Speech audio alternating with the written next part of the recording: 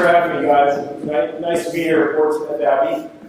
I had a chance to go on your website and check out your history of the school, and I feel very honored to be with all of you today, so thanks for having me.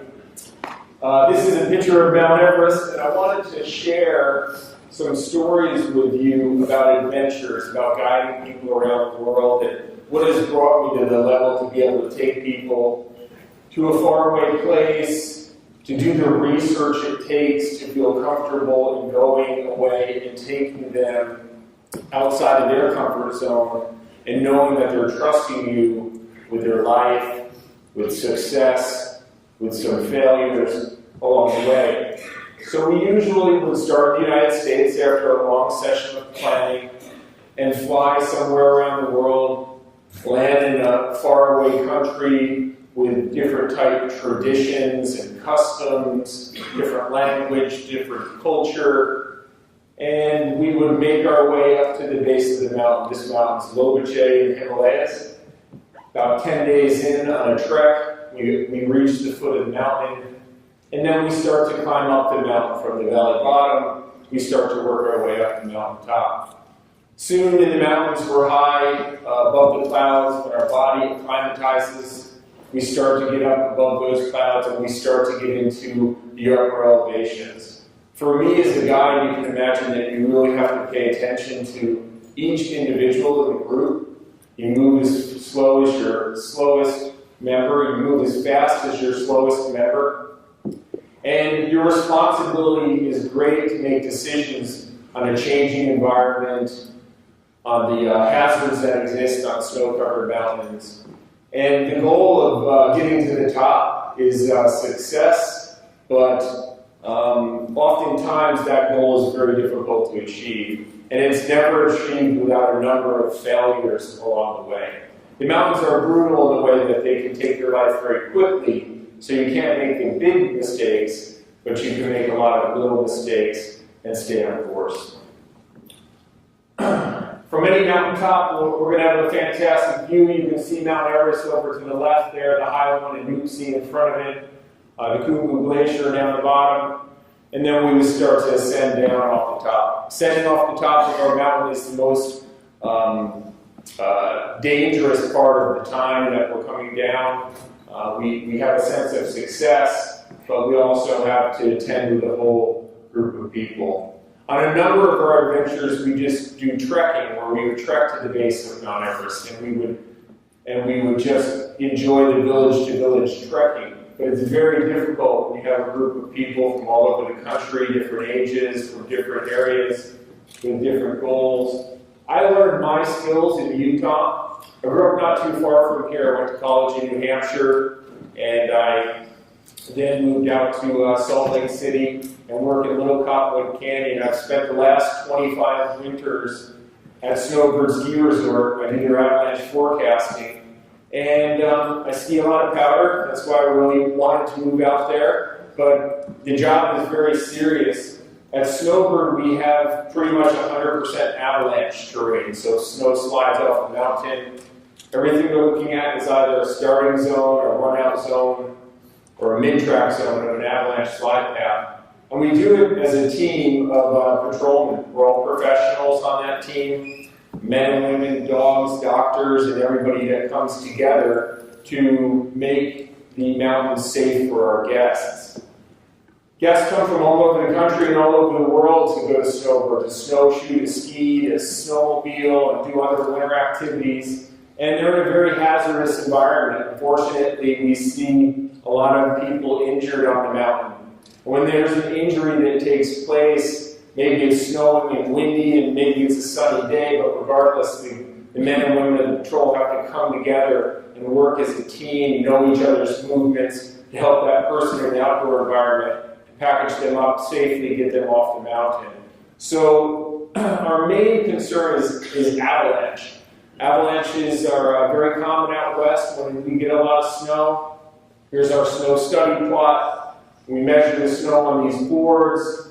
Overnight, it snows, and hopefully we come back in and it looks like this, right? So that would be a really big day for us on the mountains. It's viscoelastic. It means it has this energy about it, but it can really be strong until the stress of the snowpack overcomes its strength. And then we have failure, we would have a large slide. So we use a lot of explosives to detonate on the slide paths, to trigger avalanches, as well as military artillery. And the military artillery is another way of triggering the slide. We load that charge into the barrel of that cannon, it will shoot up to 12 miles. We shoot about 6 at Snowbird, down the highway, across the road, to protect the highway from avalanches so people can get up the slide path. So this is our recoilless rifle shooting over our village. You can see the bullet just out in front of the cloud there, and that bullet's going to go detonate, maybe trigger a slide or not. So when that bullet hits and explodes, we have a fracture of an avalanche. And the snow fails and it slides down off the mountain, going hundreds of miles an hour, and comes to rest at the bottom. And we try to do all that when we don't have people on the slopes in the early morning hours or in closed areas. But you can imagine trying to forecast the instability of snow is difficult. It would be easy for me to make a mistake and injure everybody in this room in one big bowl on a ski day. So the responsibility is great. You can make a lot of little mistakes, but you have to try to avoid the big mistake. So my rescue dog Midas, we worked together for 12 years, and the things that I had learned on the Snowbird Ski Patrol were able to take me over to Switzerland to learn the latest high-angle rescue techniques in the mountains and be trained with the International Commission for Alpine Rescue to help keep people safe in the mountains and rescue them when they have bad days. The skills that I learned also taught me to go to faraway places like Europe and Alaska, to go to the Mont Blanc in Switzerland. And as a young man, I started to get a variety of different alpine experiences climbing mountains around the world as a professional and then as a guide. And I started to set my sights on different new objectives, like the Himalayas. So to the left in the back is Mount Everest. They call it Cardinale, the mother goddess of the world. And on the right, they have the Mother's Locket, avid. So in the late 1990s, I went over to climb avid, and it's about 22,000 feet. And we had a long way, my partner and I, going back and forth up and down the mountain to try to get to the top. You can see our camp on that little perch there on the right. And we worked our way back and forth for about 5 weeks, and we finally made our summit push and our summit attempt. We got up in the dark of night, and we pushed ourselves high up onto the mountain. And it was at this moment that I realized that I was just about to accomplish my goal. It was just that day away from accomplishing my goal. But my goal started years before that. My goal started learning the skills and training, and then telling people I was going to go climb avid, and then budgeting for it, and then trying to get my gear together, and buying the flights, and getting the permits, and all these things that have to happen to put yourself right there, right? Put yourself on the side of this mountain with your partner, when you know on this day was the day when that all kind of came together, and we could walk up onto the top, or climb up onto the top. So we finished our route, and at that point, when you get to the top, once again, you're not really done. In the mountains, your goal is maybe to get to the top, but the real goal is to get back down safely, because most injuries coming back down off the mountain. So when we accomplish one goal, we're really not done yet. We need to keep accomplishing goals, and we need to keep those goals small and achievable. On this day, it was a matter of making sure we had enough water, making sure we protected ourselves from the cold weather, and making sure that we could descend off the mountain safely and focused until we got back down to the bottom. On this day, we did that. I started to set my sights on Mount Everest in the years to come. It took me 3 times. I would tell everybody I was going to Mount Everest. I got on a team, and it didn't work out. And it was a little embarrassing, it's a little humbling, it's a little bit frustrating. Then the next year, tried again, got on a team, their funding fell through, and it didn't work out. But the 3rd time, I was able to go over with Mountain Madness as a guide and take on the responsibility of guiding a group to the top of Mount Everest. I summited on my 67th day, but it does take a lot of time to work your way up to Camp 1, and back down through the ice fall, through the Western Cone to Camp 2 at 22,000 feet, and back down through the ice fall. You have a lot of days where you're very tired, where your body's trying to adjust to the altitude. I spent a lot of time looking at my feet like this. I spent a lot of time setting small goals. The goal here wasn't to climb Mount Everest. The goal here was to take 10 more steps. The goal here was to stop for less time. And I would count down 3, 2, 1, and I start walking again. So the goals can be very small, but back and forth we went back down to base camp. On Everest, you don't go from camp 1 to 2 to 3 to 4. You go to 1 and then back down to the base, and then back up, and then back down. You're carrying supplies and acclimatizing your body to the thin air. This is coming up through the top of the ice fall. And there's a lot of hazards along the way. These snow bridges and crevasses are these big cracks in the glacier. You have to rope up, you have to mark your route. If it's bad visibility, if it's snowing out, those are harder to see. You can imagine the way that a team gets close together, even when you're guiding and your team is guests on the trip. You spend a lot of time in stressful environments, so you get very close to one another. You have to make decisions for your team based on the slowest person that's moving and how much energy they have left to get to the next camp. So sometimes, even though we wanted to get to Camp 3, we had to turn around and go back down to 2, and then back down to the base and rest for a week, and then try over again. And that happened a number of times on our trip. We went back and forth right to the end of the season, and we thought that we weren't going to be able to summit the mountain, that the weather wouldn't let us up. And finally, we made our push. The winds are high on top, and we're climbing up the Lhotse face to Camp 3, 24,000 feet. We start to hook up supplemental oxygen there, low flow, and our tents are tied in, and we can't make any mistakes at this point. No big mistakes. We're moving very slowly. This is at the South Pole on Everest, coming into 26,000 feet. And the first guy by the rock is about 15 minutes from camp, and the second guy is about a half hour. So you're moving incredibly slow at this point.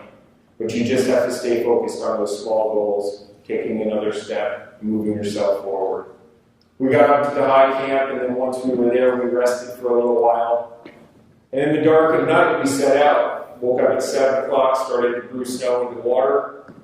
After we got some water, we got prepared, got our harnesses on, and made our plans, we set out up to the top. So we came up this couloir here through this cleft band and up into here and up this ridge line. And by the early morning hours, we were approaching the top. We were at the south summit when we were coming across.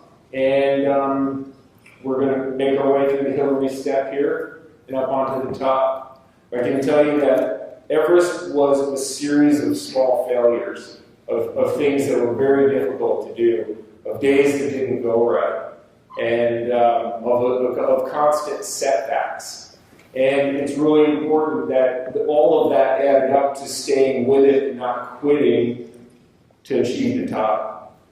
I remember looking around as a mountaineer, for me, at the pinnacle of my career. At the time, I didn't appreciate it as much, but I remember looking around thinking, I'm looking around in the Himalayas and I'm looking down at all of the other mountains. And it was just incredible views and incredible teamwork that put it together to make our way up and down on Mount Everest, carrying big loads off at the end, and a couple of months of really hard work on the mountain. You have to have a lot of patience, you have to have a lot of drive, and you have to really want it badly. You have to enjoy what you're doing.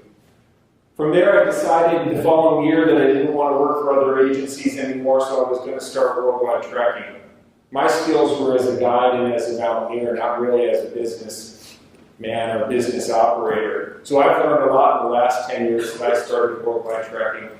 Had a number of failures, but where we do well is in the adventure aspect of it, and taking groups of people from all over the country with varying levels of experience and teaching them and showing them and instructing them all along the way on how they can trek to Mount Everest, how they can go to Kathmandu and trek up the river valley and You know, a couple from Houston, Texas can have the time of their life on the trek to Mount Everest Base Camp, crossing suspension bridges, and another group of people coming together in a faraway place, seeing the animal teams, the yak teams move our duffel bags up the mountain, passing monasteries and having special ceremonies in the monasteries, and telling stories of Avid as we walk past it on the way, making our way to Mount Everest Base Camp. So it's incredible to see a group of people, these guys were from Tennessee, for them to achieve the goal of trekking to Mount Everest Base Camp and then back out was an incredible bonding experience in their life, an incredible achievement that they had. We just got back from this trek about 2 weeks ago. Another group of 10 people made it in and out to the base camp area. From there, we run a lot of operations in Tanzania and Africa. We do a few different places. Tanzania has Mount Kilimanjaro. It's one of the 7 summits, the highest point on each continent. And this is the highest point on the African continent. 19,341 feet. And you have to plan for it, or groups have to plan for it. So they have a set map and a plan, and from camp to camp they're going to go. And the beauty of Kilimanjaro is it goes through 5 different eco changes, starting in the rainforest, we go through the heat zone and the moorland and into the alpine desert.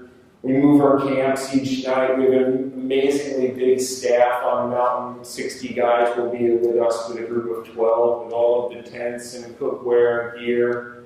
And it's a big team effort. You know, for me, I'm very fortunate because I see complete strangers at the start of the trip become the best of friends by the end.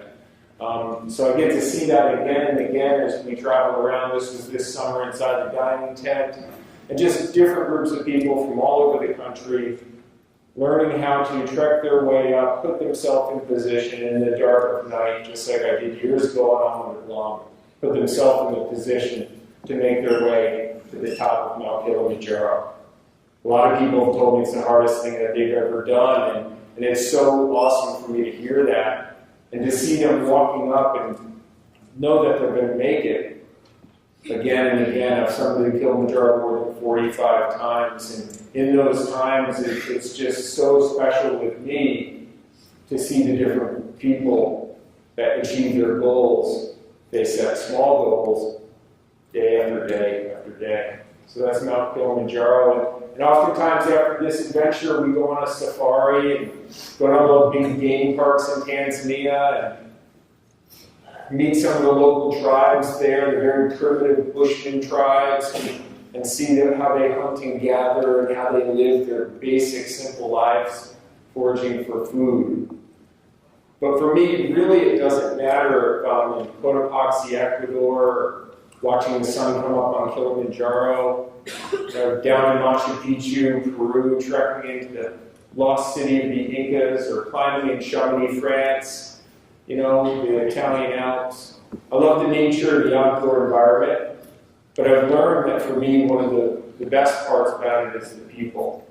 It's the people that you can get to go on these adventures and put them outside of their comfort zone and help them achieve success. And, you know, for me, seeing all the different people having fun on our trips, in our destinations, in the time of their lives, is the real reward as I travel the world in different climates. Helping somebody who's having a hard day, you know. We have to be a team up there, you know. We have to encourage each other. We have to help each other when the other one is not feeling so well and somebody's feeling really strong. And when we do, it makes things a lot easier for us in our lives. But a big part of our program, as I've traveled and seen the people that struggle every day with life, is the Human Outreach Project. It's our nonprofit. And on the nonprofit side of it, it's really inspired me when my Sherpa friend, Hong Pasang Sherpa, was killed in 2005 at the mountain. The following year, I started worldwide trekking, and when I started worldwide trekking, I went and found Pasang's 3 kids at an orphanage in Kathmandu. And I had raised a few $100s for the nonprofit, and and went over and met with the 3 kids with their aunt, and she helped me take them out from the school for the day. We had lunch, and we went back to the orphanage, and when we returned, there was about 100 kids there waiting for us to go back. So I went from feeling really great, like I was doing this great thing for Uncle Hassan, my friend, to feeling really horrible because of all the kids that were there. So I vowed and made a commitment to myself and our business that we were going to try to help all of the children if we could. So the following year we returned with sporting goods is what they really needed. When I talked to their headmaster, he said that they had their books and stuff. They really needed the sporting goods for after school. So we brought in sporting goods, and I continued to help and support Uncle Hassan's kids, my good friend. And when the earthquakes happened in Nepal, we responded with doctors and spent 3 weeks there on the ground. I was there for the second earthquake. It was a scary time, and we were trying to do the best we could to help our friends and the people in these faraway places, bringing in supplies and helicopters and assessing damages and trying to help rebuild. We're over there now doing some special projects. This last spring, we brought 2,000 pounds of solar supplies in to the Juving school and installed it all along with 20 donated computers from Dell. So it was a really nice effort to continue to help them grow and installing computers in the school that's never had a computer before, and opening their eyes and world to all that has to offer is really fun, and a project that is long-term, but we're trying to do it little bits at a time. Uncle Hassan's kids are getting older, and still visit them every time I'm there. We're together. I'm happy to say that his oldest son, Lakba, is now in his second year of college, and we, have helped him get his apartment, and he's in college in Kathmandu, and it's just been amazing to see him grow up. But in Tanzania, one of the great projects that we've worked on is our Kilimanjaro Kids community.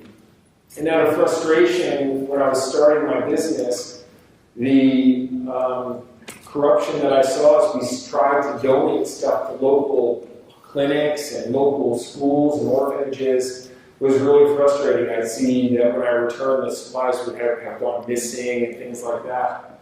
So we ended up buying 4 acres of land, and this was the 4 acres that we built or started or bought.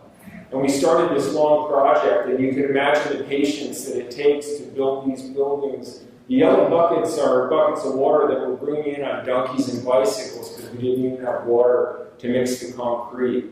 So it was a very patient process. I was young in my business career, so we didn't have very much money, and we were running out of money constantly trying to build a facility. At the end of the first year, we had a basic start of our pavilion, a sign, and fence posts around the 4 acres. And then slowly by slowly, we continued to build all the furniture and continued to build more buildings. And I had groups coming in, and we would build bunk beds, and this took years until we even were registered by the Tanzanian government, and far before we even had any children at our construction project at this time. So it took a lot of patience, it took a lot of setbacks along the way, but in the end, this was our first 10 children, coming from abandonment, dismal conditions, very difficult lives. And to bring them in and see them start to grow, now the Kilimanjaro Kids community looks like this. So from that first year of buckets of water and mixing concrete on the ground to build the buildings, to this summer taking a drone shot of our facility, and the 4 acres really growing up. Our children are now all in school. We've got cornfields in the middle and livestock, cows, goats, chickens on the right. The dormitories in the original pavilion and the kitchen area and the staff quarters. So it's really come together nicely. But it took a lot of time, and there was a lot of time when it just had to go on hold for a little bit. It was very important to me once we got the children that we were going to make sure that we could give them a productive life and not run out of money where we couldn't afford to have them. Mrs. Nima, when we first got her, she was very upset. big pouty lip, difficult. But within a couple of years, she really started to blossom. And this is the story of each one of our children. And now I see this beautiful little girl who's in school, who's learning English, who's really opened up to the world from a bad situation in her life to a beautiful little children there, and watching them all grow up. It seems so fast to me as they grow. They're all in school where they're taught in English every day, and they're winning, awards for being cooperative or even honor rolls. So to come from where they were and to be on the track that they are, I know that they're going to be very good, productive kids in the future for as they grow. We take them on a safari every year. 1.5 million people visit Tanzania every year to go on safaris and tourism over there. So it's a big part of their economy and their industry. So taking the kids out to see why they come and what their job potentials could be in that industry are also really important. It's fun for them. And this year, one of the big events in any child's life was giving them a bicycle. So we got them all bicycles. And it was really interesting to me because I didn't realize that when a child like this gets a bicycle and they're a little bit older, they never had the little scooter bike. They never had the little training tricycle, So they had no concept on how to ride this bike. And it was a really difficult chore to teach these guys how to ride their bikes. They were pedaling in the wrong direction and all this stuff. So it was a really interesting stuff, but I'm happy to say that by the end of the summer when I was back there, they were all ripping around on their bikes and having a really good time. So it was really good. Another project over in Tanzania, we have a women's empowerment group that we've started there, 32 women that make clothes that are having a difficult time in their community, but they have an idea and a concept to dye clothes and sell them to tourists and local community members. They make such beautiful dye patterns, and that program is flourishing. And as well, on our safari route, I decided that I wanted to expand from the KKC, Kilimanjaro Kids Community, out into the outlying areas. We visited one of the public schools there. 850 students. I met with the headmaster, and I asked him what he struggled with the most, and he told me food. And it was really humbling to me. I was expecting to say computers or books or support materials, and the kids go to school all day without one meal for the entire day. So we got these big kettle cookers and hired a couple of cooks and stocked the storage area with 6 months of dry food, and we're now feeding 850 kids a day food, lunch every day. And it was a pretty easy thing to do in a lot of ways, but just having the desire to do it and being able to, meet with them and ask them the question and then acting on it. I would say that, some of the things that I've learned in my life, if I could share just a couple of things here at the end. I was in a monastery years ago and I was getting a special blessing. And the Lama said to me and my group, we all cast a shadow in our lives. It's our life's shadow. And we can choose to cast a good shadow or a bad shadow. It's our choice. We make the choice of how we want to live our lives. And they simply looked at us and said, cast a good shadow. And I thought it was really good advice. And it's not for that one day. It's for every day. It's for today. It's for the next hour. It's for the next week, the next month, the next year. If you go through life casting a good shadow, try to find something that you're truly passionate about. Because if you have passion for what you do, no matter what you have passion for, you can definitely make a living and have a career doing it. Because when you have passion, you won't quit. You wake up every day with a fulfillment in your life, and you'll never go to work one day. Because you'll never feel like you're doing work. Me, I love to guide people. I love to bring them around the world. I love to have adventures. I can never do it alone. We don't do anything alone in our lives. I have my crews overseas to thank, my operations managers, my sponsors, and all of you guys for listening to me. So thank you for having me at Portsmouth.